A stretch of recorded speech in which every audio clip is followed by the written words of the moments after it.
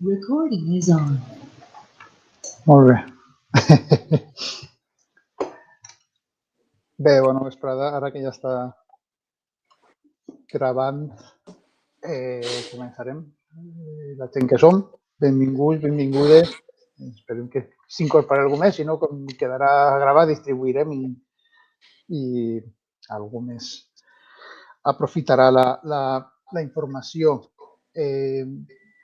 Faré una introducció molt breu, com he fet els altres dies, per a dir que són les segones jornades que fem sobre transparència i govern obert, que compten amb una ajuda de l'Ajuntament de València.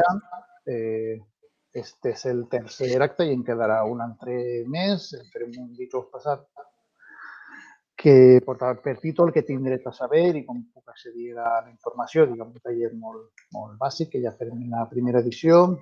Ahir tinguérem a Júlia Sanchis, sociòloga de la comarca científica, que ens parla dels entrebancs i les oportunitats que també pot oferir dels entrebancs de l'accés a la informació per gènere i de les oportunitats que pot oferir accedir a aquesta informació i tindre dades desagregades i molt més completes de les que disposem fins ara. I demà xerrarem de bones pràctiques, tant a València com en altres territoris. Per una banda, Magar Moreno, que és sociòloga i politòloga i coordinadora de Govern Obert de l'Ajuntament de Rafelbunyol Bunyol, i per una altra, amb José Ignacio Pastor, que és, per una banda, president d'ASICOM, de l'Associació Ciutadania i Comunicació, i també és excap, però és cap des de fa no arribarà 2 mesos, del Servei de Transparència i Govern Obert de l'Ajuntament de València. De fet, també el tinguérem en les trobades anteriors, en aquell moment com a càrrec institucional i ara com a excàrrec i com a president de l'associació que tanta tasca està fent en gran part en aquest sentit. Val. Dit tot això,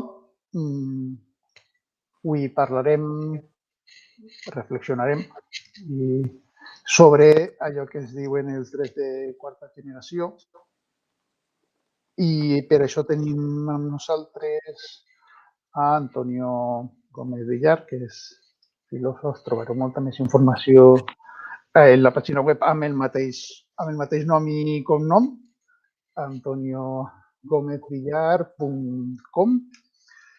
I per una altra banda, amb Carles Vera, que és gestor cultural i politòleg. Sobretot és actiu a Twitter. Després, si voleu, dic com a lloc on localitzar-los i trobar més informació. Després, si voleu, afegiu dades. Jo no tinc molt més a comentar. Això, com heu vist, ja s'està gravant per tindre després la documentació. Com en la matèria d'aquestes plataformes, teniu, en aquest cas, vais a l'esquerra, en el cantó inferior, si esteu en l'ordinador, l'opció, una icona d'una mà per a intervindre. En l'extrem esquerre, la icona del xat. I res, recomanar-vos això, que mentre no estigueu parlant, tanqueu el micro per evitar les distorsions i poca cosa més. La majoria d'aquestes recomanacions ja, per desgràcia, les sabem tots.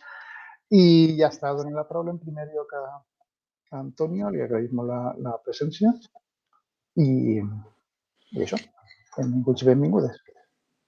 Doncs, moltes gràcies a Revolta, no? per l'organització d'aquest cicle, diguéssim, no? I per la invitació. A més, va ser una oportunitat per conèixer què és el que esteu fent, no? Doncs moltes felicitats per aquesta bona labor que esteu fent, i moltes gràcies als assistents i a la que en el futur, no?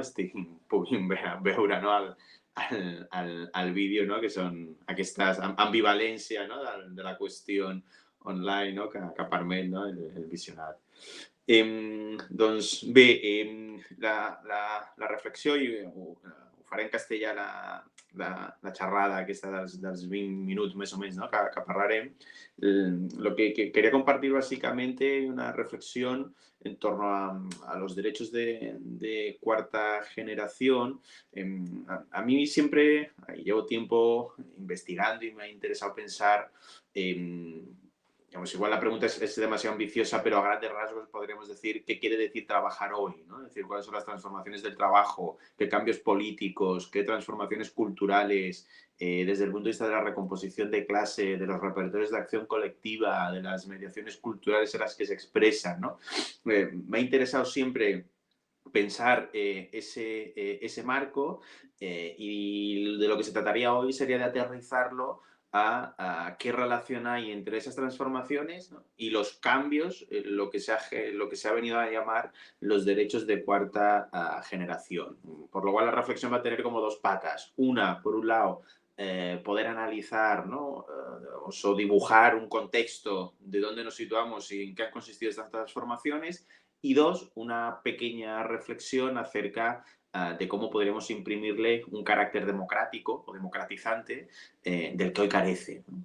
Y que, por supuesto, luego, ¿no? En la siguiente intervención, Carlas, pues hará una cosa que sabe mucho más de esto que yo, mucho más aterrizada y tal, y entonces podremos jugar, ¿no? con esta doble dimensión, ¿no?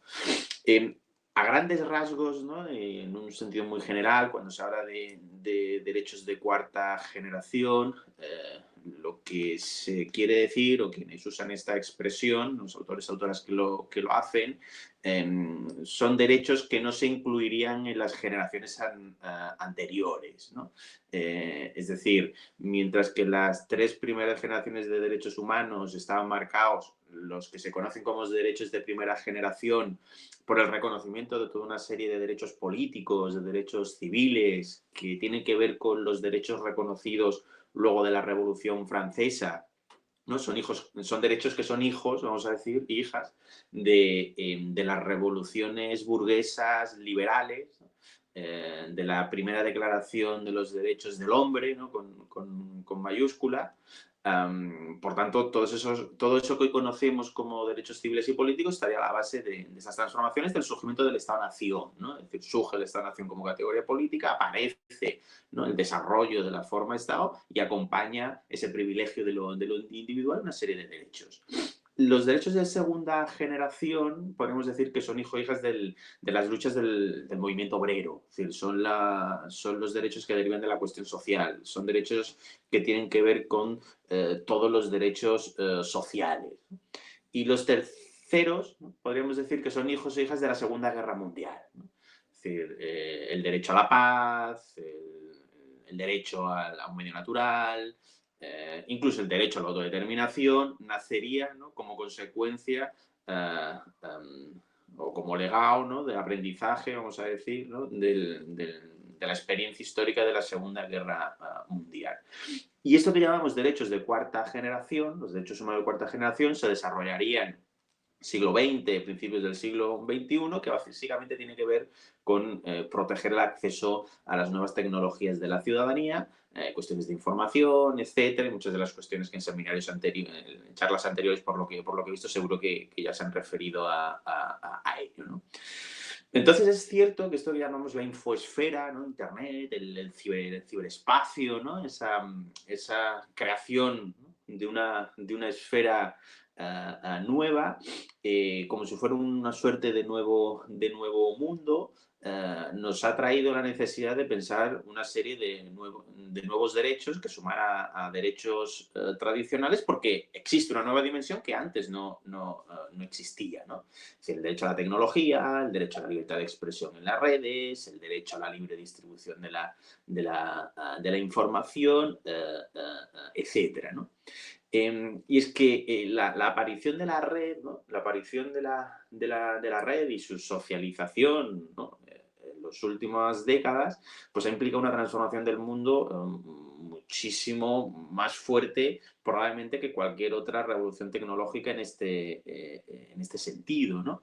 Y voy a señalar algunos de los cambios más recientes que definirían estas transformaciones y la necesidad de otorgarle, insisto, un sentido democrático o instanciarlo en un horizonte democratizante del que hoy carece, ¿no? Es decir, cuáles son las reflexiones o cuáles son las preocupaciones ético-políticas que subyacen a estas transformaciones, ¿no? Que básicamente tiene que ver con el cariz que ha ido tomando el desarrollo de la red en las últimas décadas y que podríamos resumir diciendo que se trata de un recorrido, de una trayectoria en la que observamos pues un fuerte dominio, ¿no? Un fuerte privilegio de intereses económicos de grandes empresas e incluso de intereses estratégicos de los estados, ¿no?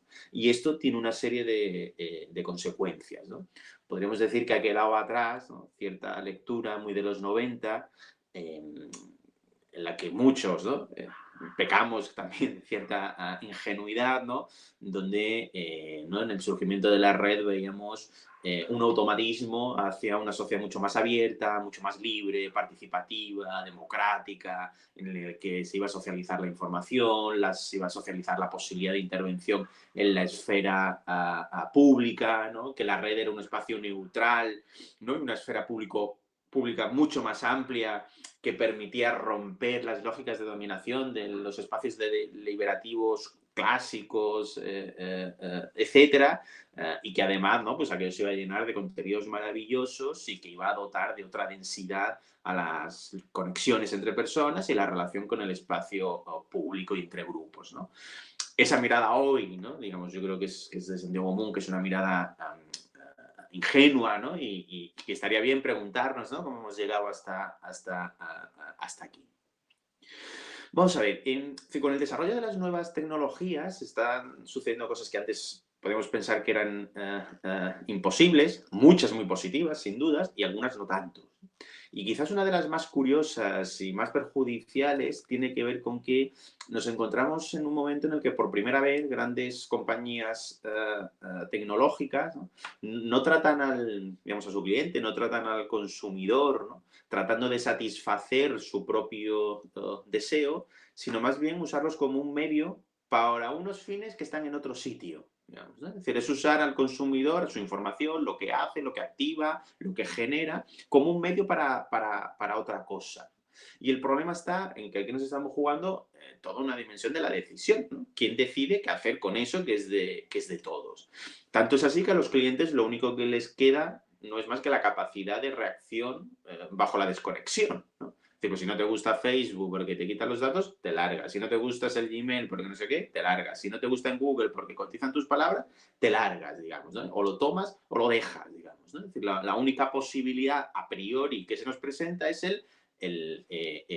me voy, digamos, ¿no? La reclusión, ¿no? en el convento, ¿no? O nos vamos al campo, al Garcilaso de la Vega.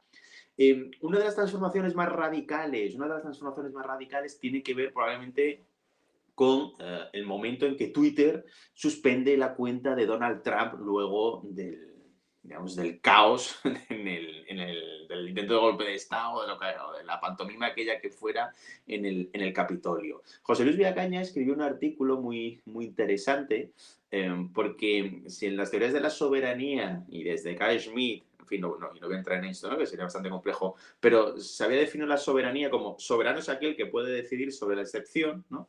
Un soberano es aquel que puede decir y hasta aquí paramos los derechos y libertades vigentes y se suspenden, ¿no? Yo tengo la capacidad política de suspenderlo. Aparece una nueva dimensión, ¿no? Aparece una nueva dimensión en la que soberano es aquel que puede interpretar cuándo eso que sucede vulnera o no, es o no un estado de excepción, ¿no? Es decir, hay una dimensión en la que uno puede celebrar o no que a Donald Trump se le elimine o se le suspenda temporalmente su cuenta, pero lo que aparece no es una amenaza de un ámbito decisor con una intervención y una incidencia fundamental en la esfera pública con una capacidad política tremenda, ¿no? Si miramos atrás, ¿no? Nos damos cuenta que las sociedades feudales, que las sociedades estamentales, digamos, la lógica soberana era la lógica del soberano que decide el destino de la vida de sus súbditos, ¿no? Es decir, digamos, es el principio de la patria, perdón, del romano, ¿no? La potestas, ¿no? Es decir, el hijo, ¿no? El padre que da la vida al hijo puede disponer de ella cuando quiera, ¿no? Por tanto, soberano, ¿no? Desde el punto de vista de Hobbes y de la lógica soberana, tiene que ver con eso. Pero la sociedad burguesa trae un cambio fundamental, que es lo que Max Weber explica como una racionalización de la vida, donde se crea una vida profesional. Aparece la Beruf, aparece la idea de la profesión, la idea de carrera, la idea de vida pública, ¿no? Y esta es una vida pública, una idea de carrera, que no es tan antigua, que tiene que ver sobre todo con la posibilidad del ascenso, ¿no? La posibilidad de ascender socialmente, la posibilidad de ascender profesionalmente. Y esta es una comprensión de la profesión que está cada vez más en desuso. De hecho, básicamente solo se usa en el ejército, donde todavía la antigüedad es un grado, pero en pocas profesiones, ¿no? Esto empieza a hacer así y en muchas se invierte la cadena. Y lo que empieza a ocurrir a partir de las últimas décadas es una sustitución de esta idea de carrera o de profesión por digamos, una vida organizada a través de la concatenación de proyectos, de retos, ¿no? Es decir, desde las nuevas formas de educación escolar, ¿no? Desde las nuevas formas de los currículum escolares, de la educación activa por proyectos, por tejidos, ¿no? Hasta los grados universitarios con el privilegio a las optativas y hazte a ti mismo tu propio currículum, las propias trayectorias laborales y la incidencia que eso tiene en nuestras propias conformaciones ¿no? de identidad personal. Aquí aparece estos cambios, que serían muy complejos de explicar, pero y que obedecen a muchas razones, comportan una consecuencia. La dificultad de gestionar estas vidas, la dificultad de clasificarlas, la dificultad de definirlas, ¿no? Y aquí es donde aparece y acude la inteligencia artificial con una capacidad de extraer patrones, ¿no? De todos esos millones de datos, de todos esos millones de fragmentos, de todos esos millones de vidas que se levantan, que trabajan, que entran en las redes, que son una figura, la otra, que es un reto, que es un proyecto, pero que es amigo, que es padre, que es hijo, que es consumidor, que es no sé qué. Es decir, toda esa complejidad de la vida contemporánea, aparece la inteligencia artificial tratando de devolver y de dar una forma de perfil personalizado allí donde no lo había, ¿no? Es decir, son muchos los ámbitos en los que esto ocurre, ¿no? Podemos decir que frente a un mundo fragmentado, ¿no? La inteligencia artificial, el algoritmo, es puesto al servicio de tratar de coser, ¿no? De tratar de hilar aquello que ya no tiene una narrativa propia. Aquellas vidas que ya no son identidades, que ya no se nos presentan de una manera clara, de una manera coherente, de una manera transparente, ¿no? Y en este marco, obviamente, tras digamos ya el cuento de Caperucita de lo colaborativo, ¿no? Y de las economías colaborativas, vemos que bajo el privilegio, bajo esas formas, ¿no? de economías colaborativas, hay pocas formas, o sea, subyacen pocas formas cooperativas, pocas formas comunitarias, pocas formas de cooperación, sino que aquí lo que sucede es que la información que otorgamos, ¿no? Nuestros datos, son el bien más preciado al que aspira cualquier empresa para poder cuadrar sus números, ¿no? Es decir, podríamos decir, resumiendo esta primera idea, la vida biográfica es procesada, ¿no? Es decir, como la vida económica en toda su extensión, ¿no? Y las máquinas informacionales exceden, digamos, cualquier tipo de captura, aparece un intento de sincronizar, ¿no? De sincronizar todos estos fragmentos, ¿no? Y aquí aparece, por ejemplo, cómo si los datos de movilidad o si los datos de experiencia que aportamos en nuestro propio desenvolvimiento, ¿no? en una ciudad, es imposible generar negocios, por ejemplo, como el reparto de la comida, o el sistema de bicis, o los patinetes eléctricos, etcétera, ¿no? Es decir, y aquí el problema es que no hay una estrategia de gobierno de los datos, no hay una estrategia pública de la gestión de los datos más allá de la mera acumulación privada por grandes empresas y tecnológicos, ¿no? Grandes gigantes tecnológicos, ¿no? Con lo cual, el desarrollo de nuevas tecnologías de clasificación de datos digitalizados ha creado un nuevo mundo de posibilidades, de aprovechamiento de la información, que está introduciendo una serie de cambios sustanciales en la economía, ¿no? Y esos cambios en la economía está haciendo que actores económicos puedan sobrepasar el poder de los estados, el poder de sus prácticas, ¿no? Y a hacer cada vez más de su actividad un territorio, ¿no? Construir sobre ese un territorio donde no hay normas políticas, donde no hay normas éticas, donde no hay ni siquiera normas legales. Es un vacío, digamos, es una... ¿no? El ciberespacio se ha independizado realmente, digamos, hay una independización, pero una independización muy curiosa, porque es una independización en la que solo es posible independizarse desde una lógica vampírica.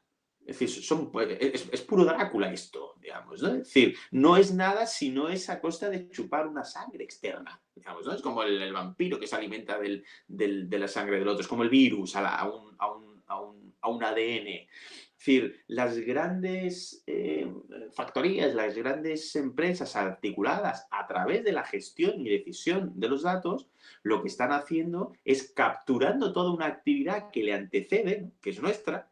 Por eso se llaman, de hecho, tecnologías del lenguaje, porque logran capturar, ¿no? Nuestras propias formas lingüísticas y discursivas en un lugar otro. Tanto es así, ¿no? Y esto, ¿no? El Bifo lo dice muy bien, el capital estaría cumpliendo su sueño, porque estaría logrando autonomizar el capital y desprenderse de la mano de obra. Es decir, tanto es así, ¿no? Es decir, que esto que estamos haciendo aquí ahora mismo, pues estamos produciendo muchísimos datos y muchísima información en la red, pero nadie nos va a pagar por ello en concreto, ¿no? Es decir, es una labor, produce valor. La pregunta es, ¿qué es aquello que produce valor? ¿Qué es aquello que genera valor, pero que no está siendo retribuido por ello, ¿no? Por ir concluyendo, desde el punto de vista de los horizontes posibles o de solución, de respuesta, ¿no? De solución es una palabra demasiado fuerte. A mí me parece que habríamos de pensar en serio cómo articular una soberanía digital. Es decir, cómo establecer fuertes controles internacionales sobre las grandes plataformas. Una soberanía digital que no puede estar simplemente ligada a la forma histórica del Estado. Uno, porque nos podría llevar a un chauvinismo, ¿no? Digital, ¿no? O una suerte de construcción autorreferencial sobre una forma jurídico-política que por las transformaciones de las últimas décadas está en crisis y que sería impotente además a la hora de poder gestionar la dimensión transnacional que tiene la propia tecnología. Con lo cual, pensar una institucionalidad, la naturaleza de una institución, ¿no? A la altura del desafío tecnológico, es decir, y una soberanía digital que no puede quedar enclaustrada en una forma estatal o mera forma de representación, ¿no? Porque tan peligroso sería generar una institución de datos al servicio del interés económico de una empresa como al servicio discrecional de un poder político, ¿no? Es decir, la única posibilidad, ¿no? La única posibilidad o salida creo que iría hacia generar, ¿no? Generar instituciones que pudieran, prácticas que pudieran hacer de la ciudadanía, ¿no? Un sujeto capaz de poder decidir democráticamente, ¿no? Acerca de ello, ¿no? Por tanto, esto no acaba con la publicidad de los datos, no acaba con la reforma de la ley de la protección de los datos, sino que incluso todo el recogimiento de esos datos, el modo en que son mezclados con información de naturaleza muy distinta, el modo en que esa información es procesada, etcétera, ha de estar al servicio de la gente, de la ciudadanía, para que pueda decidir democráticamente. Es decir, hay que darle la vuelta, ¿no? Y generar una soberanía digital, vamos a decir, virtuosa, donde estas transformaciones tecnológicas nos permitan tener una mayor información para poder deliberar y para poder decidir muchísimo, muchísimo mejor, ¿no? De hecho, las ciudades son las smart cities, ¿no? Son una reserva fundamental de datos. La pregunta es, ¿al servicio de quién se pone eso y con qué objetivo? Porque todas estas transformaciones tecnológicas y económicas que estamos viviendo hacen de la tecnología, o le otorga a la tecnología dos papeles. Por un lado, tiene un papel de organización de la sociedad, porque la organiza, porque le da forma, porque la genera, porque la crea, y al mismo tiempo cumple un papel de extracción de riqueza. Estas dos dimensiones no pueden ser soslayadas, ¿no? Si queremos generar un horizonte democrático a partir de un poder tecnológico, digamos, distribuido, ¿no? Es decir, hay que inventar formas realmente democráticas y realmente públicas en la que pudiéramos generar esta doble dimensión, ¿no? Es decir, imaginemos que tenemos que decidir sobre el sistema de transporte de Valencia, yo qué sé, ¿no? Es decir, como decir sobre el sistema de transporte de Valencia o cualquier sistema público de sanidad o de articulación de las escuelas Bressol, yo qué sé, lo que sea. Es decir, cuando pones una serie de datos que tú tienes al servicio de esa decisión, ¿no? Lo que estás haciendo es decir, al final esos datos que aparecen y que vas a generar una política pública, esa política pública tiene una capacidad de vertebración de la ciudad muy fuerte, ¿no? Es decir, muy fuerte porque va a marcar su desarrollo o futuro. Por tanto, si la posibilidad de la determinación de políticas públicas se ve mejorada por la cantidad de datos que las nuevas tecnologías nos posibilitan obtener, entonces sería una oportunidad, además, de poner la tecnología al servicio de la democratización, ¿no? Es decir, que la ampliación de la información no juega al servicio de la desinformación, de la extracción de riqueza, de la depauperización, de una nueva distinción entre norte y sur, ¿no? Peligrosísima, de un poder tremendo a nuevas formas de gigantes económicos, de un poder tremendo a nuevas transformaciones opacas de la soberanía, etcétera, sino, insisto, al servicio de un proyecto de democratización, ¿no? Por eso la tecnofobia, en ese sentido, la tecnofobia tampoco, ¿no? Es decir, sería digamos, ¿no? Sería como hacernos trampos al solitario, ¿no? Y por eso la tecnofilia, ¿no? Puede pecar de cierta ingenuidad, ¿no? Entre la ambivalencia entre esos dos lugares, quizás pudieran hacer algo diferente. Y sin más, porque me he pasado 3 minutillos y no quería, ¿no? Son 20 minutos, son 20 minutos. Me parece que es importante el cumplir. Pues aquí lo dejo y, bueno, luego con la parte de segunda intervención y tal, pues seguro que podemos discutir, debatir y sobre todo compartir experiencias, etcétera, que quizás es lo más interesante. Pues muchas gracias. Moltes gràcies, Antonio. No estava cronometrant, molt interessant per mi podia saber continuat. Passarem ara a la intervenció de Carles. Us recorde per si s'ha incorporat algú que acaba d'intervindre Antonio Gómez Villar, que és filòsof, i ara parlarem amb Carles Vera, que és gestor cultural i politòleg. Jo li dono ja la paraula i després fem torn de preguntes, col·loqui, el que ens avellisca. Molt bé. Vale, muchas gracias. Igualmente trataré de ceñirme al tiempo y, bueno, eso, gràcies a Carrevolta per la invitació. Sembla que és un tema molt interessant que jo... Això, el que vull parlar és d'experiències que hem viscut des del moviment associatiu i en el marc de diverses comunitats. Tot i que això, tractaré que també sigui una reflexió crítica, no és possible aportar solucions sense localitzar això, quins són els punts on cal treballar, no?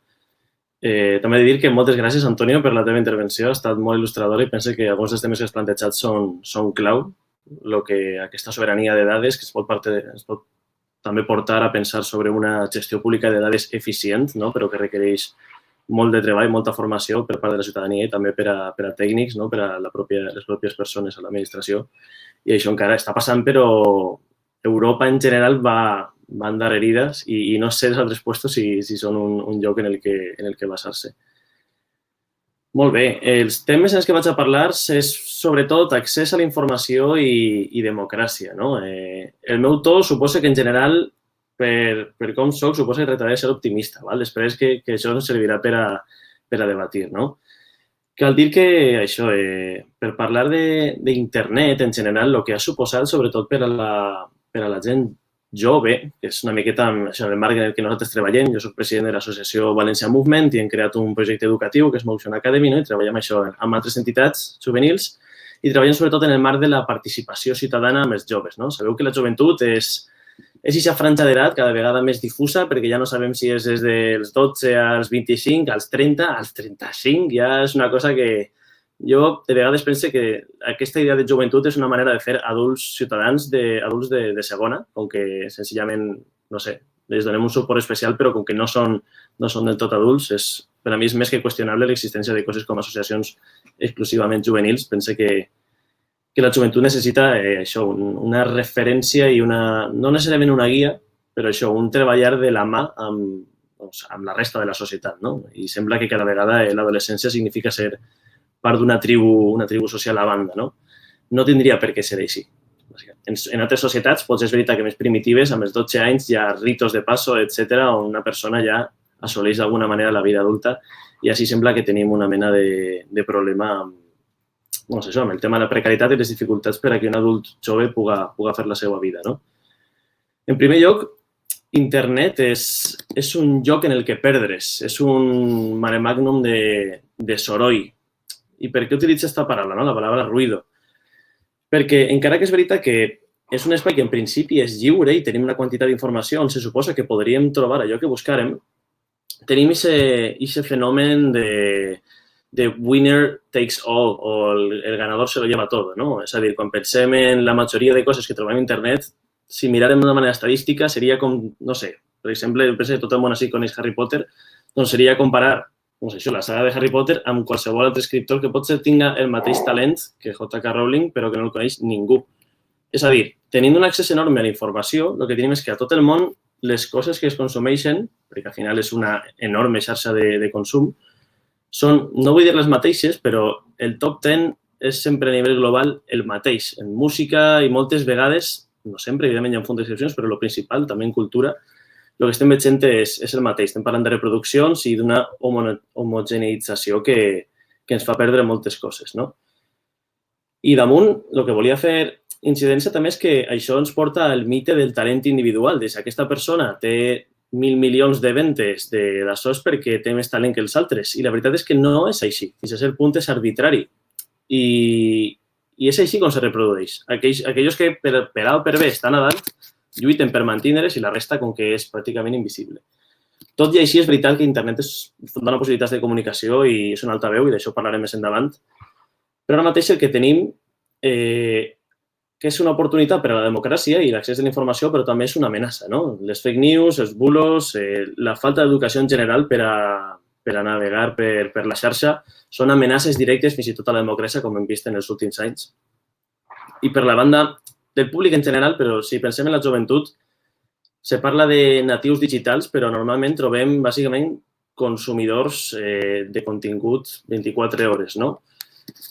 Potser fins i tot podríem oposar aquesta visió d'un consumidor espectador versus no necessàriament un creador, sinó comunitats amb un poc de sentit, no? Jo penso que les xarxes socials són una eina útil, però és veritat que caldria aprendre a utilitzar internet d'una altra manera, a organitzar-nos i pense que d'ahir la ciutadania, la societat civil té molts beneficis a guanyar, però no és així. Quan pensem en els joves, jo el que veig són persones que estan molt acostumades a ser consumidors online, però que no tenen ferramentes, no tenen les eines per a desenvolupar-se, per a utilitzar internet d'una manera útil des d'un punt de vista públic. No sé si m'explic, és a dir, per a tindre una democràcia més participativa, per a prendre part de les institucions. I després parlaré d'un exemple molt concret sobre participació juvenil que pense que és molt il·lustratiu. Només és això, que utilitzar molt de temps un telèfon mòbil o un ordinador no és garantia de que tu l'endemà estigues més connectat a cap societat, sinó que de vegades sembla com un món paral·lel que tindrien que tractar d'unir, d'apropar d'alguna manera, no? Per aquesta banda, nosaltres des de València Movement l'any passat vam organitzar un projecte que anomenàvem Xarxa Jove i ho vam centrar en participació juvenil. Per què? Perquè entenem que les institucions on estan tenint més problemes és per arribar a la gent jove. I encara que la categoria de jove és des de 12, el que hem dit, fins a 30 anys, tenim que les franges de 18 cap a dalt, que és quan ja poden votar, també són les que menys voten, les que menys participen. Sabeu que a València tenim l'experiència de decidir en València. La franja d'edat que menys participa sempre és la més baixa, la primera, la de 18 a 20 i pocs anys, de 18 a 25 també és la que menys vota. És a dir, persones, la franja d'edat de més de 65 participa més. Qualsevol pensaria que els joves que viuen connectats a la tecnologia participarien més que persones que els ha vingut, quan ja tenien més edat, els ha vingut de nou. No és. L'estadística diu que no és així. La pregunta que cal preguntar-se és per què, no? En aquest projecte que vam fer, Xarxa Jove, farem un curs i farem una pàgina web, però començarem per fer una enquesta, que és el que vull parlar-vos. Farem una enquesta a 120 joves de 35 municipis de la província de València. Una de les conclusions, en aquestes preguntaven què és el que més valoraven del seu municipi, quines millores farien. La pregunta que ens feien de fons era: les persones joves, així a València, tenen idees, tenen inquietuds per a millorar els seus municipis i els seus barris? O no les importa nada, no? Aquesta idea que als joves és que no els importa res, no? Doncs la conclusió era que sí, que la gran majoria sí tenia idees, sí tenia inquietuds, sí tenien opinions de això m'agrada, això no m'agrada, això m'agradaria canviar-lo, però hi havia dos motius que explicaven per què hi ha baixa participació. Aquestes persones joves, ja dic, 120 joves no és una mostra suficientment representativa, d'acord? Però ens donava una idea, era un estudi exploratori i ens donava una idea de què estava passant, no? Hi havia dos arguments i després, si repareu en la literatura, veureu que és prou comú, passa el mateix a tot arreu. D'una banda, la gent jove pensa que per a què van a participar o a acostar-se a les institucions si no els van a fer cas perquè són joves. Pel fet de ser joves se senten discriminats i pensen que no, que les institucions no els faran cas. I el segon argument és que moltes vegades directament no saben com participar. És a dir, molta gent jove no participa en el Decidim perquè no s'ha enterat que existeix. No saben què és el Decidim, no s'han enterat. O directament com fer una instància, què són els drets d'accés, què és un portal de transparència, quines dades hi ha, com puc navegar entre aquestes dades. I ahir vinc a el que he dit abans. El fet d'estar amb un telèfon mòbil 24 hores no vol dir que jo sàpiga llegir dades, que sàpiga el que és Big Data o com me pot beneficiar o afectar això, no? Això és un problema molt greu, perquè des d'un punt de vista de l'educació no s'estan dedicant recursos o no hi ha mitjans per a que mínimament el món online, que podria ser una línia d'aprenentatge significatiu per a l'alumnat, no s'està explotant, no existeix res relacionat amb això, no? I sense això és molt difícil que en el futur puguem parlar de ciutadania participativa perquè l'oportunitat que es dona a internet de les coses és un model de democràcia més directe en mans de les persones, dels ciutadans, no? Cal dir que després farem un curs precisament per a treballar de les idees a la realitat, no? Per a que aprengueren a fer projectes, a relacionar-se amb les administracions i això continua en marxa i continuem en aquest sentit. Podria parlar també en general per la banda és l'argument més bàsic, podem dir, positiu d'internet, és que permeteix que aquestes persones que han conformat comunitats, té igual si són comunitats locals o són globals o són comunitats locals que al seu torn estan vinculades amb altres, poden compartir bones pràctiques, poden compartir coneixements i això es torna molt positiu. Per exemple, a Espanya tenim una xarxa de consells locals de joventut, que això és gent a partir de 16 anys poden ser fins a 30, que es troben de tant en tant online i fan trobades a nivell país, a nivell Espanya, i consells més xicotets poden aprendre de gent amb més experiència i de consells més grans, no? Aquesta dinàmica és molt simple i ara la donem per feta, però és que abans no era tan senzill. Se podia fer, però no era per descomptat no era tan senzill, no? Vull parlar d'un altre cas i en aquest sentit, parlant això de democràcia i coneixement d'una manera una miqueta més allunyada de les institucions, voldria parlar d'una cosa molt concreta, que és el parkour. No sé si sabeu el que és una pràctica urbana que consisteix en superar obstacles, i tots ho hem vist en vídeos de gent jove, normalment xics joves, votant d'un edifici a un altre, però hi ha tot un món darrere, no? I de fet jo soc practicant de parkour i a la nostra entitat fem, entre altres coses, un ensenyament amb gent jove en valors i en habilitats per a la vida a partir d'esta pràctica urbana, no? Del parkour. El tema del parkour és que troben comunitats locals que mitjançant les xarxes socials, cal dir que al principi era Facebook i ara són altres, però en els quals teníem una xarxa on hi ha investigadors i investigadores que treballen sobre temes relacionats amb parkour. Altre de penya que té associacions o té negocis i comparteix eines, ferramentes, consells, bones pràctiques. I tot això fa que gent que no es coneixeria d'una altra manera tingui contacte amb gent dels Estats Units, del nord d'Europa, etc. On sí que és veritat que l'idioma és una barrera, però que d'entrada qualsevol que tinga un telèfon o un ordinador i connexió a internet pot participar d'ahir, pot accedir a aquest coneixement, pot compartir idees i pot després portar-les i aplicar-les al seu territori. És interessant que si aquestes comunitats passen de ser un conjunt d'espectadors o de consumidors i se converteixen en aquest tipus de creadors, en un sentit això de valor públic, de valor col·lectiu, succeeixen coses molt interessants. I així les xarxes se connecten amb la realitat dels barris o també a nivell internacional quan se produeixen això, esdeveniments, congressos, on aquesta gent es troba i comparteixen. I el que era el parkour, que era una activitat física o un art urbà, passa a ser una cosa diferent, no? Una font també això de valors, d'educació, d'aprenentatges que poden tenir una repercussió sigui en el món laboral o en la vida de les persones que van molt més enllà de ser participants. Bé, per últim, només volia comentar això, bàsicament, totes aquestes dinàmiques que té internet, que percebim que són negatives, que són difícils, totes les amenaces que tenim, en principi, no sé si hi ha molts termes mitjans. M'agrada molt la conclusió d'Antoni en el sentit d'aquesta sobirania de la informació, de les dades, perquè aquestes dinàmiques d'internet com un mercat enorme van a continuar existint. És molt difícil que desapareguen, jo crec. I, de fet, cal utilitzar-lo, no sé, l'única manera que podem fer és, si podem involucrar tot el possible el públic, és una solució, però la nostra aposta per ara, perquè és això, la gent jove veig en les institucions tan llunyanes que el que tenim que fer és tractar de fer de pont nosaltres mateixos. A aquest respecte, l'últim cas que volia comentar és el de Joves Russafa. Segur que el barri de Russafa és un barri de València, això, que està en un procés ja des de fa anys de gentrificació de llibre, ja és una cosa ja consolidada, on les terrasses han guanyat a la figura del peató en si, que es pot agradar més o menys, no? Poden tindre uns arguments més d'economia o de revitalització o uns altres, però la qüestió és que ahir s'ha juntat un grup de gent jove i hi havia un argument molt important darrere de... Esto és joventut en el marc de la pandèmia, en el marc de la incertidumbre, no?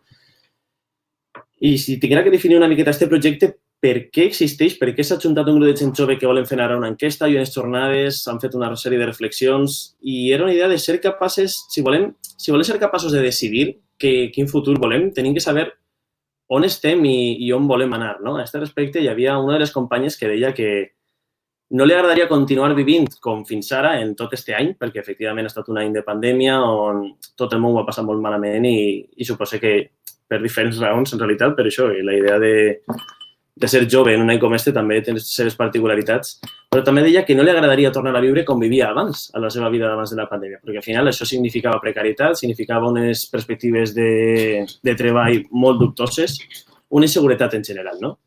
Així que sembla que necessitem espais de reflexió i així hi ha un altre debat que és si hem de crear espais propis per a la joventut o tenim que tractar de connectar, no? De fer ponts i de fer teixit social a nivell general, no? I els barris són un bon espai per al que començar a treballar. En aquest sentit, sabeu que experiències com el Decidim han posat de manifest això, que la joventut no participa, però és que quan participa tampoc ha aconseguit res. No ha eixit cap projecte fet per joves, els Decidim en tots els anys que s'han fet. També perquè si haguera... Jo no penso que la joventut tinguera que fer força com a bloc, no? Els joves votant als joves, però és cert que encara les dinàmiques són molt dispars, són molt diferents. Nosaltres mateixos vam presentar un parell de projectes al Decidim i vam tindre experiències on consideràvem que les mateixes persones, els tècnics i tècniques de l'administració, no tenien un concepte de participació massa obert o massa horitzontal, no? En aquest sentit, només suposa que cal formació i continuar treballant. Jo penso que es tracta de que és un camí llarg i que tenim que continuar fent i això, confia molt en que la pròpia ciutadania, en aquest cas, nosaltres treballem des de la joventut, poder promoure més projectes de participació, més projectes d'autoorganització i de reflexió i que a partir d'ahir puguem fer ponts, tractar d'arribar més a les institucions i penso que jornades com aquestes, si cada vegada s'anirà més gent i tenim més gent jove en coses com aquestes per reflexionar, per a pensar, sí, em fas aquí que ara, Josep, jo sé que normalment no apareixerà una persona jove per així, però això cal pensar, això, els formats i com acostar-nos, com fer-ho. Si vos serveix alguna que jo estigui així, suposo que vol dir alguna cosa, no sé. Bueno, vaig a deixar-ho així. Pensa que no he arribat als 15, així que no he arribat als 20, perdó. Així que tindrem més temps per a debatre. Però penso que és el més interessant. Gràcies. Gràcies a tu, Carles. Molt interessant. No sé si entre vosaltres voleu comentar alguna cosa, si no, jo començo a llançar alguna pregunta. Veig que Xurxo vol parlar, aleshores li donen la paraula a ell. Perfecte, endavant, Xurxo, clar que sí. Hola, buenas vesprada. Mira, bueno, muy interesante todo lo que habéis dicho ambos. Sobre la cuestión que comentó Antonio al principio, eso de que la única alternativa que tenemos es desconectarnos. El problema es que ni siquiera podemos desconectarnos. Yo creo que eso es algo que de alguna manera tendría que generar algún tipo de movimiento. Es decir, yo no quiero tener la banca electrónica, pero me van a obligar y es más, los cajeros van a desaparecer, las oficinas van a desaparecer, los cajeros también, etcétera, ¿no? Yo he sido perjudicado directamente con alguna cuestión respecto a que las gestiones había que hacerlas por internet porque si no, no había otra y tal y no sé qué. O sea, y es la indefensión total. Yo no quería, pero me obligaron a hacer gestiones que me han perjudicado, ¿no? Por ejemplo. Entonces, efectivamente, a ver, yo no soy, yo estoy de acuerdo que hay que currarse dentro de las redes, pase trabajo social y todo eso, está claro, ¿no? Y estoy totalmente de acuerdo con que la época de la ingenuidad ya ha pasado y todo eso.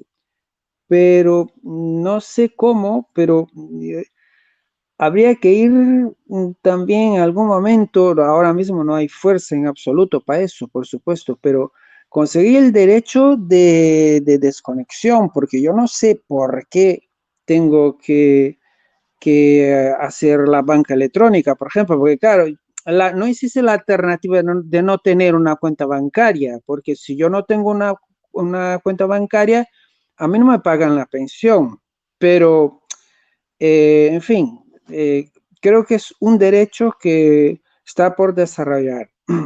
Nada más. Sí. Sí, se sent, Antonio. Endavant. No, ara no. Ops, no sabem molt bé què ocorre. No és cert. No, continues amb el... El micro figura com que está tan... Ahora sí, ¿no? Ahora sí, ahora sí. Vale, sí, es que nos estaba como bloqueado el... Gracias. Sí, yo estoy muy de acuerdo con lo que dices. De hecho, yo no lo planteaba como horizonte de propuestas, sino más bien como el chantaje, por así decir, ¿no? Al que se nos invita. Y esto me lleva a el chantaje, me refiero a pues las redes sociales, ¿no? Son una empresa privada que yo la monto, tengo mis normas, tengo mis clientes, puedo tener mi derecho de admisión y si no te gusta, sales, ¿no? Es decir, esta comprensión de las redes sociales como esferas privadas y que por tanto no son susceptibles de ser intervenidas, me refiero, de que no existan, ¿no? Normas no estén sujetas a una serie de principios de regulación pública, no haya leyes que la regulen, etcétera, me parece que es sumamente peligroso, digamos, ¿no? Es decir, la idea de, y entonces Facebook o Twitter o Instagram, ¿no? Son mundos, burbujas autorreferenciales, ¿no? Y que por tanto, cual propiedad privada, yo determino de manera solipsista el dueño de sus empresas qué es o cómo funciona esto y ha de estar al margen de lo público, creo que es una concepción bastante pobre. Y creo que la complejidad de las esferas públicas, ¿no?, en las últimas décadas, porque el espacio de la modernidad, la esfera pública era muy simple, ¿no?, de la sociedad de masas, ¿no? Pero la complejización de lo que significa esfera pública hoy hace también que se rompan líneas dicotómicas, divisorias muy fuertes entre lo público y lo privado, ¿no? Por lo tanto, la alternativa no es y yo me salgo de aquí porque no me gusta cómo funciona, sino pensar y articular modos en los que intervenir sobre esos lugares que tienen una incidencia fundamental en la articulación de un espacio público, ¿no? Y esto desde el punto de vista de la comunicación o de la articulación de los espacios públicos, ¿no?, y de deliberación. Efectivamente, de la misma manera, digamos, las entidades financieras, en el caso que comentas, tienen la capacidad, ¿no?, de someter a exigencias de aperturas de cuentas o de comisiones como en las últimas semanas, etcétera, porque son unos oligopolios con una fuerza política suficiente para hacerlo. Lo hacen porque pueden, básicamente, ¿no? La pregunta es cómo articular, cómo responder ante eso, ¿no? Creo que la idea del exilio y de la huida, además es falsa, ¿no?, porque no existe nunca, digamos, ese espacio.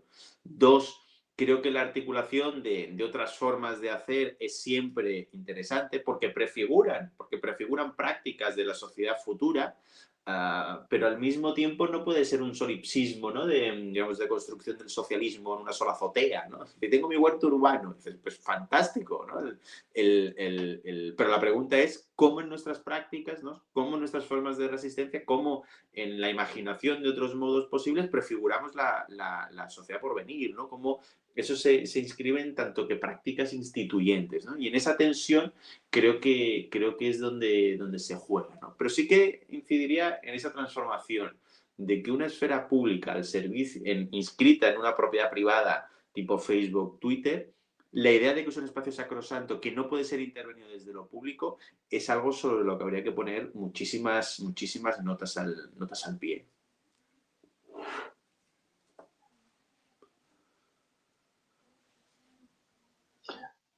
Carles, no sé si vols intervindre. Jo, si no, volia llançar-vos també tornant també a l'inici, volia llançar-vos una pregunta als dos, perquè en la intervenció de Carles hem vist, sí, casos concrets, menuts, experiències que, diguem, que animen i que en part reforcen aquesta idea que sí, que la tecnofòbia no té massa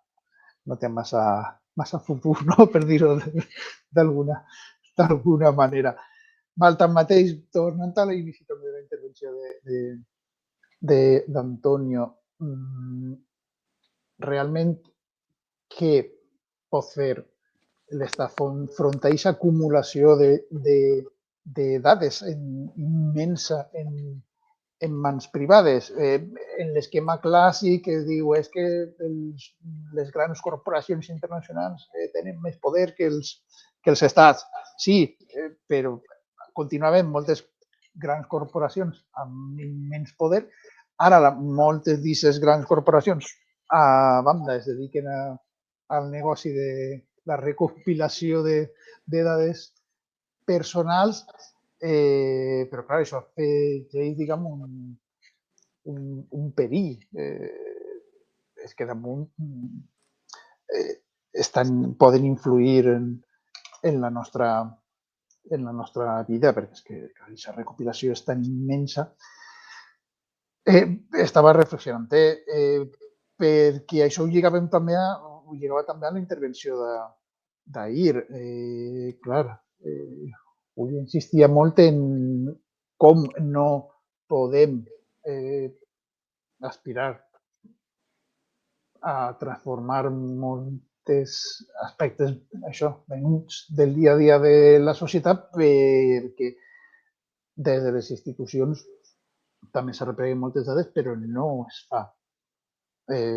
Amb elles no es fa la suficient difusió, la suficient desagregació, es dona el suficient accés, aleshores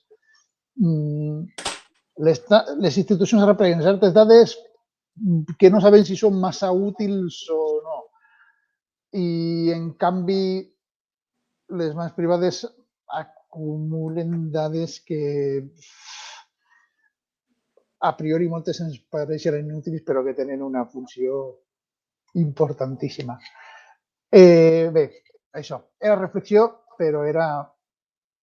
La pregunta així global era què es pot fer des dels estats i encara es donen paper per a contrarrestar aquesta acumulació privada.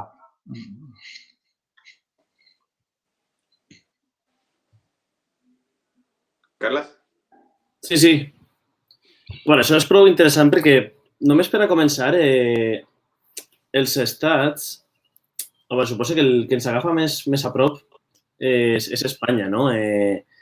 Si parlem a nivells, el que parlàvem és per fer de la formació, no? També personal de l'administració pública, no hi ha personal especialitzat, no hi ha una formació, no hi ha una capacitació, és a dir, la nostra administració, el nostre estat en si encara no té capacitat, no té suficient personal tècnic en aquest sentit ni per a gestionar les dades ni quan les gestiona la nova llei de transparència, per exemple, per a fer encara massa coses amb elles. Aleshores, d'ahir a fer front al sector privat, que no és que vagi per davant, és que la seva velocitat és molt superior a la que porten ja no només estats com Espanya, sinó la Unió Europea, fins i tot, que ara fa un parell d'anys, pensa que des de fa un parell d'anys estaven en el seu propi projecte, que no fora només nacional, sinó un projecte europeu de, primer, tota la legislació de protecció de dades que està començant a arribar ara, però també de tenir la pròpia nube, no?, per així dir-ho, perquè totes les nostres dades estan als Estats Units, perquè això no sé si està clar, no?, que les empreses que tenen que gestionar o que emmagatzenen o que directament compren i venen o s'emporten les nostres dades, la majoria estan afincades ahí, estan en Estats Units. I, de fet, hi havia polèmiques amb el TikTok perquè tots els adolescents estaven donant les imatges de les seves dades a una empresa que era xinesa i sabem que el govern xinès és més permeable, per així dir-ho, no?, en la intervenció de certs sectors, sobretot en qüestions delicades com la personal data, no?, la informació personal. Aleshores, és que els estats no és que no tinguin mitjans, és que no estan fent la preparació per a córrer la carrera, ni tan sols. No sé quines perspectives poden tindre a llarg termini. Jo hi tinc més fe en Europa, en una Europa que dona passes una miqueta més coordinades i més avançades i que després pugui arribar als països abans que esperi que Espanya, que no tinc massa clar que en la seva formació de personal públic estigui posant-se les piles en el futur que ve, tot i que hem arribat a que coses com els tràmits, no? Per exemple, les associacions se tenen que relacionar de manera electrònica amb l'administració i anem avançant, però d'ahir a tindre això, personal suficient a l'administració per a poder fer una gestió de dades i ja no te dic ja legislació que tinga un sentit per a poder contrarrestar o fer front a les empreses, pense que només podem avançar d'una manera prohibitiva, com ficar límits a les empreses però no tindre una alternativa pública o una altra manera de fer. Pense que l'Estat ara pot jugar a la defensiva ficant límits a les coses noves que estan passant, no? I ara parlem de la gestió de dades en, jo què sé, xarxes socials o el tema de les fake news, però també podem parlar d'altres coses que estan sorgint com les criptomonedes, no? Tota aquesta moguda. Són coses que encara no estan regulades i que estan... Vull dir que fins i tot el sector financer, no? Els bancs centrals estan pensant ara si haurien de fer criptomoneda o no, perquè la gent s'està llançant i també hi ha una desconfiança de les persones a les institucions. O sigui, les empreses privades ho tenen molt fàcil encara. Això és un periple que poden passar, això, desvaríos. Hi ha gent que pot aprofitar-se i, de fet, està passant. Sí, muy de acuerdo con lo que plantea, ¿no? Carlas, de hecho, simplemente como nota diría, es decir, además, ¿no?, de las razones que exponía Carlas, el problema de los estados no es solo, digamos, una deficiencia en su capacidad de responder, sino que es una deficiencia muchísimo más estructural, es una deficiencia de la estructura jurídico-política en cuanto tal. Es decir, de la misma manera que el calentamiento global, que una pandemia, digamos, que el problema de los refugiados y las nuevas tecnologías no se resuelve, o las crisis financieras no se resuelve simplemente con herramientas propias de una economía fordista, todo lo que implica estas nuevas transformaciones económicas no pueden resolverse simplemente con herramientas puramente estatales. Es decir, no hay horizonte de recomposición material de una soberanía en términos estrictamente estatales, ¿no? Y de hecho aquí muestra el síntoma de la incapacidad europea de articular un proyecto político, ¿no? Es decir, de ser justamente, ¿no?, este elemento, esto que decía Carles de cómo los estados reaccionan negativa, ¿no? Es justamente una naturaleza muy, muy europea, ¿no? Es decir, que incluso solo ha podido definirse negativamente como aquello que no es, ¿no? Europa contra las guerras mundiales, Europa contra tal, Europa como no, pero nunca hay un como sí, ¿no? Nunca ha habido un momento de afirmación y de una construcción política, ¿no? Con lo cual, a mí me parece que el único horizonte posible va en la línea de poder articular o transformar o pensar un control internacional, unas agencias internacionales y no solo defensivas, sino en un sentido propositivo de todo esto que comentábamos, superando lo que podría ser, digamos, una guerra sin cuartel entre estados que además no podría ser porque sería inoperativo, digamos, ¿no? Por la misma naturaleza de la circulación y del modo en que opera y en que funciona, ¿no?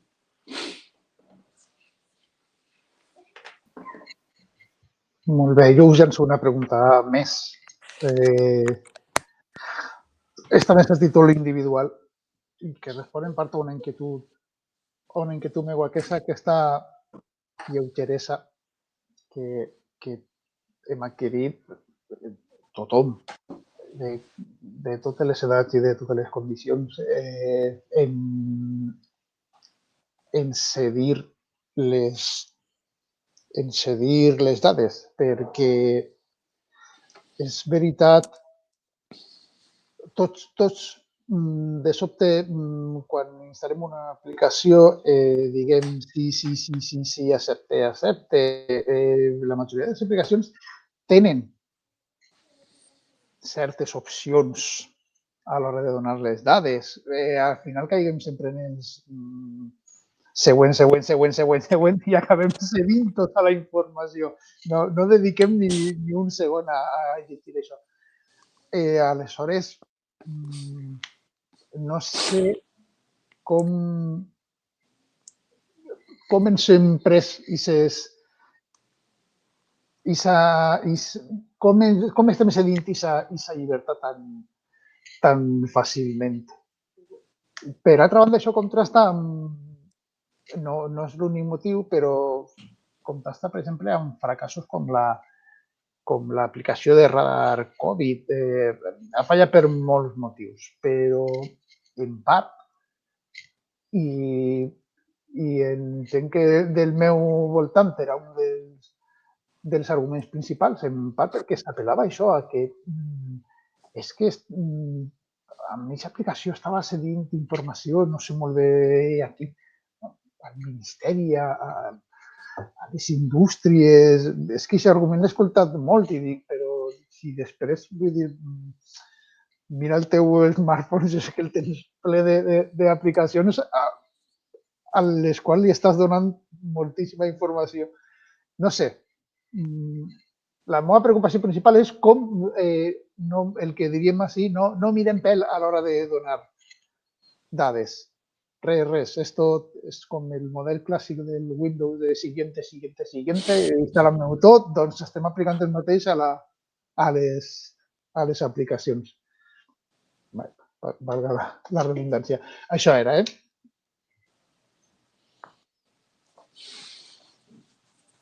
No sé si vols parlar tu, Antonio, primer o... No, tampoc. Si algú té algun No, sí, no. Es una cosa a comentar, no es preciso. Ya me la diré, ya me la diré. O sea, es una reflexión fantástica, que decir, no podría decirlo mejor, vamos, o sea, que es un... Y que comparto esto que planteas, ¿no? Una vez en el Parque de la Cría uno de los padres decía, le contaba a mi compañera que decía, en realidad, dice, esto de los datos y de tal, dice, él decía, mi vida es tan aburrida vivirla, ¿no? Decía, es tan aburrida que el hecho de que haya un otro que quiera, ¿no?, ponerse a observarla tiene que ser realmente patético, ¿no? Con lo cual, acepta, no sin...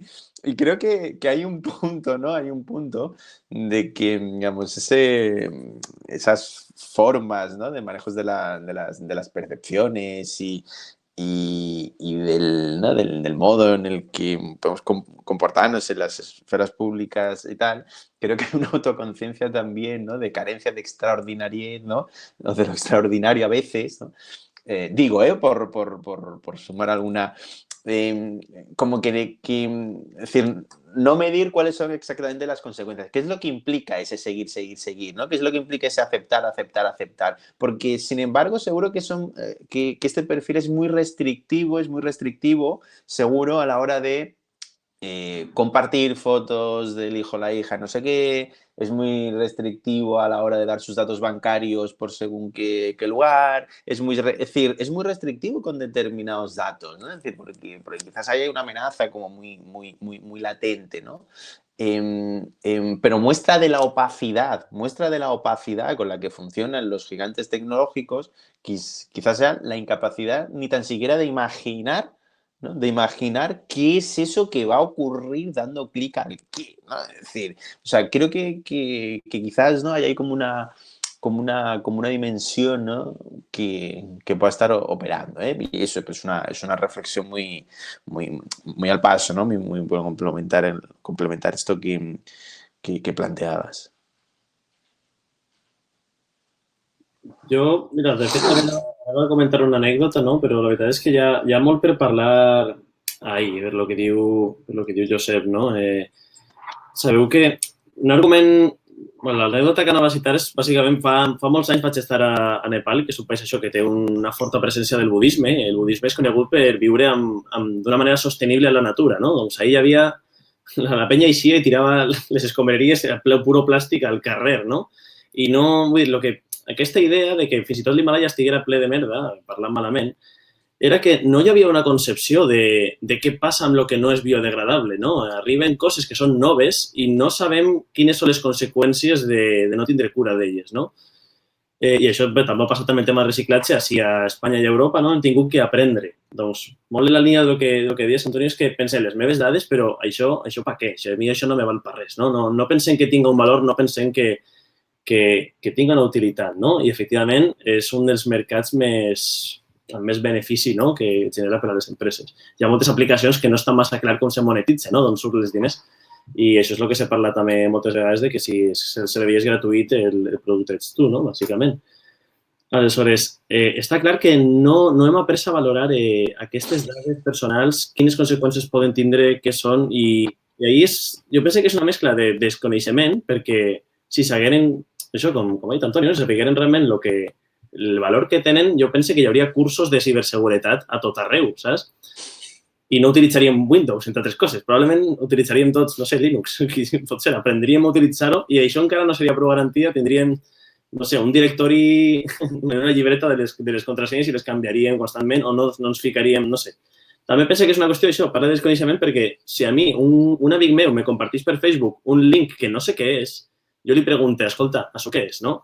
I ell normalment m'hi contesta, és un virus, no le des, no? Però hi ha molta penya que encara sí el clica. És a dir, tenim que aprendre com... Això és una xorradeta, però cal aprendre com funcionen les coses, no? Quan t'arriba el típic missatge de WhatsApp de...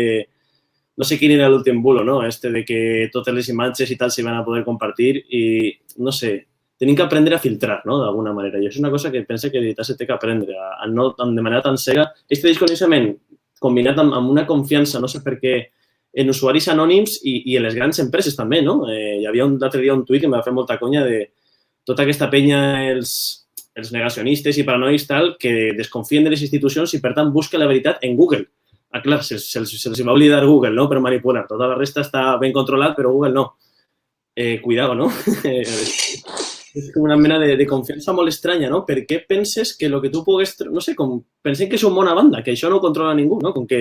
És que és Google, és enorme. Perdona, és que les regles de Google són molt més estrictes que les del país o les del món per a publicar-te una notícia. Estrictes i arbitràries alhora, no sé si m'explico, però el que tu vas a trobar, la informació que estigui ahí, la validesa, té molts menys filtres. I si els té, estan molt ben medits, molt ben mesurats, molt més que en un periòdic que pugues tindre.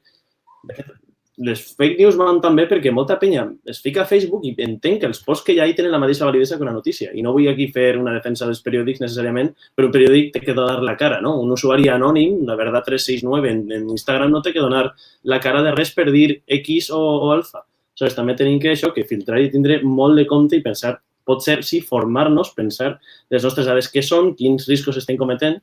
I això ho dic sense ser una persona que tinga, pot ser, massa cura, encara que a vegades tinc més contrasenyes i punyetes, però que suposo que estic molt exposat, sobretot primer per estar en tantes xarxes i tindre perfils més o menys públics. Cal pensar en internet, en el món d'internet sencer, com una banda completament pública, igual que al metro te poden furtar la cartera i per això la portes bé a la motxilla i no la portes ahí a la mà de qualsevol manera, doncs internet és igual. M'he quedat a gust, ja està, ja ho he dit tot.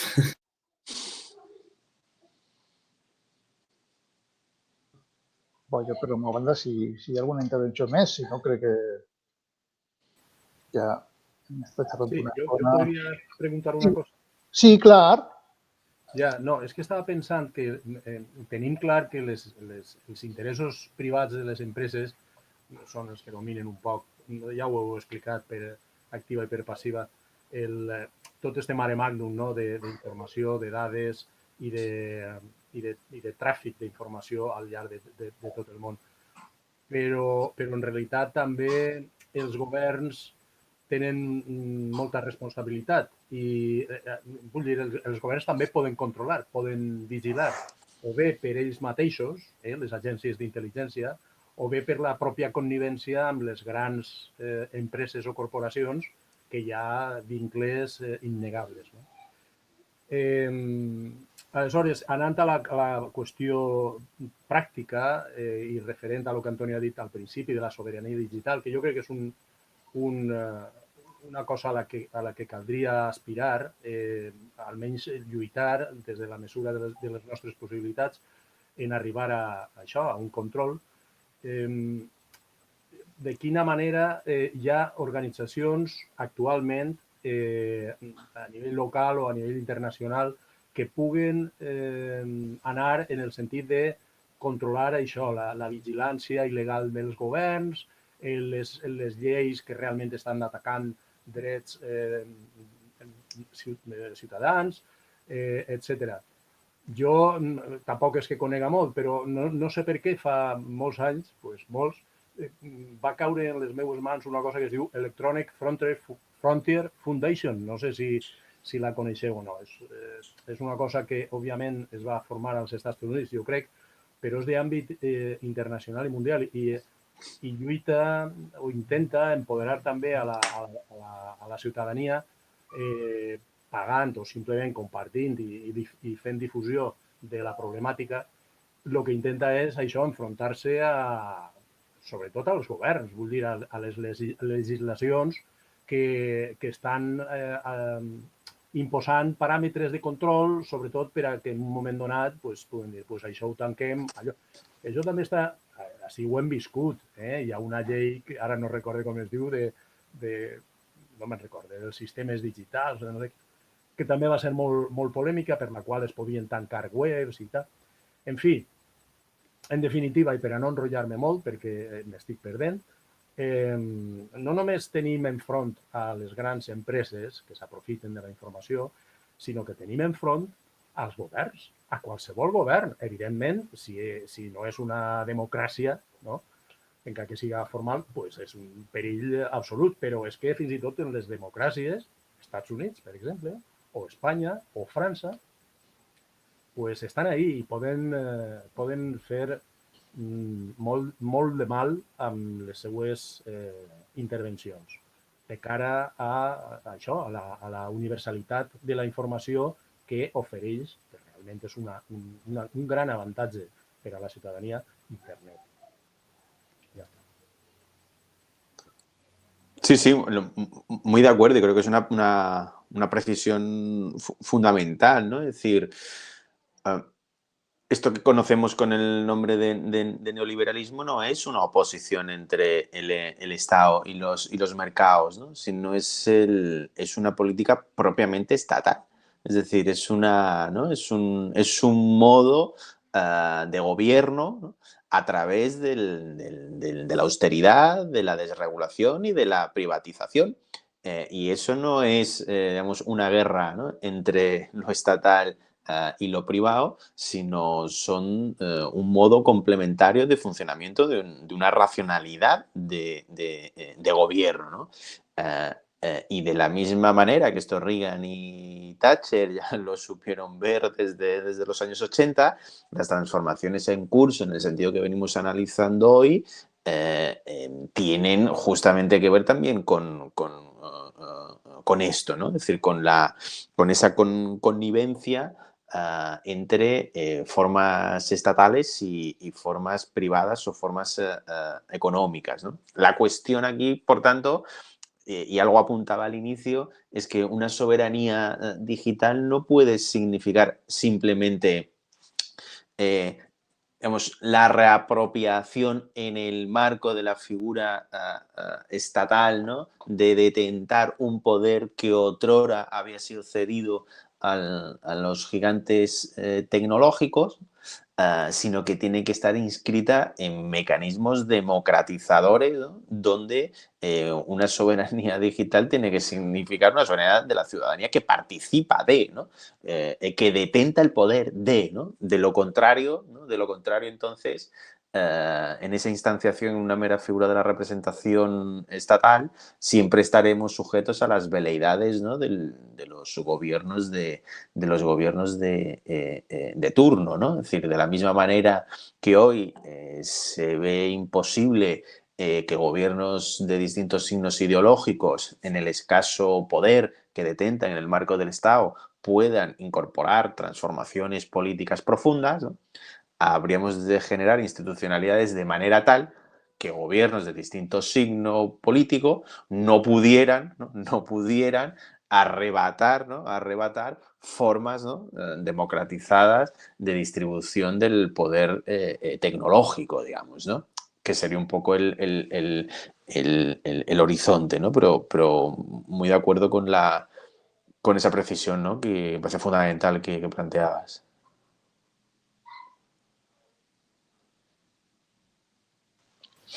Bon. Perdoneu, i de cara a la pràctica, vull dir, nosaltres com a persones, com a ciutadanes, preocupats, no, per tota aquesta influència i aquest poder, això, aquesta organització que he citat, la Electronic Frontier Foundation, és d'àmbit internacional, però perquè també m'imagine que fer això a nivell local, pues, a lo millor pot tenir un efecte certament limitat. O sigui que es tractaria o bé àmbit europeu o bé àmbit internacional, però hi ha algun invent que perquè, clar, si no, individualment poca cosa podem fer, no? Més enllà del que ja heu comentat. Hi ha alguna cosa que es puga moure o que estiga més o menys assajada o començada per a enfrontar-se a aquest gran poder, no sols de les transnacionals, sinó també dels governs? O no, està per fer, no? M'imagine. No, bueno, hi ha iniciatives. El que passa és que no hi ha una resposta bona. Saps? Vull dir, hi ha diferents iniciatives amb diferents propostes. Tu pots tenir iniciatives més a nivell local que fora una associació que busca donar a conèixer el valor de les dades i les iniciatives que se poden fer a nivell de carrer, no? Ahí una associació de barri seria molt potent. Després tenies el Partido X a nivell d'Espanya, que feia una proposta d'una democràcia més online, més participativa, no? I que al final no... Bo, ahí està, no ha arribat a res, però ha estat una plataforma, no? I era espanyola. I com això, doncs, hi ha d'altres. La veritat que penso que no hi ha una resposta absoluta. I també tot això és molt interessant perquè estem parlant, al final, això de la qüestió dels drets de quarta generació, també aquesta idea de dret a la privacitat i a les nostres dades. Sí, això és una qüestió capital.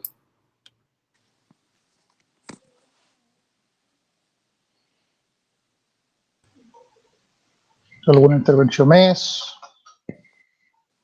No? Val, aleshores jo crec que ara ja podem donar per tancat el col·loqui. Un agraïment a Carles i Antonio per la participació, per les reflexions tan interessants a tota la gent que s'ha connectat també per fer-ho i per intervindre. I només volia recordar que demà encara tenim un acte, divendres ja no, perquè divendres és la cremà i estarem tots al carrer. En el carrer, sí. Sí. Bo, però encara demà dijous a les 6:30 per aquesta mateixa plataforma tindrem una xerrada sobre bones pràctiques i de difusió del bon govern, del dret a saber, tant a València com en altres llocs del territori. I comptarem amb Agar Moreno, que és sociòloga, politòloga i coordinadora de Govern Obert de l'Ajuntament de Rafelbunyol, i amb José Ignacio Pastor, que ha sigut cap fins a fa molt poc del Servei de Transparència i Govern Obert de l'Ajuntament de València i és president de l'Associació Ciutadania i Comunicació. Aleshores, esteu convidats demà i es veiem per ací, per les xarxes o cara a cara, si és possible. Molt bé, doncs molt de gust i que vagi molt bé tot el cicle i moltes gràcies per les intervencions i reflexions i per compartir aquesta estona tan agradable. El mateix, dic. Moltes gràcies. Gràcies. Bona nit.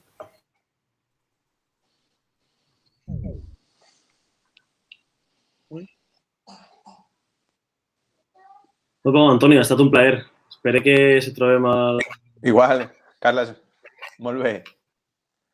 Un plaer, molt de gust, Sí, i estiraré el tanc, que m'he estat llegint una miqueta la teva pàgina web. Molt, molt guai, t'ho dic. Gràcies. Això, no res. Adéu. Molt bé. Bueno, pues ja coincidirem, si no, en alguna d'aquestes segur que... Tant de bo. Que ens trobem. Bé, adéu. Molt bé. Vinga, adéu.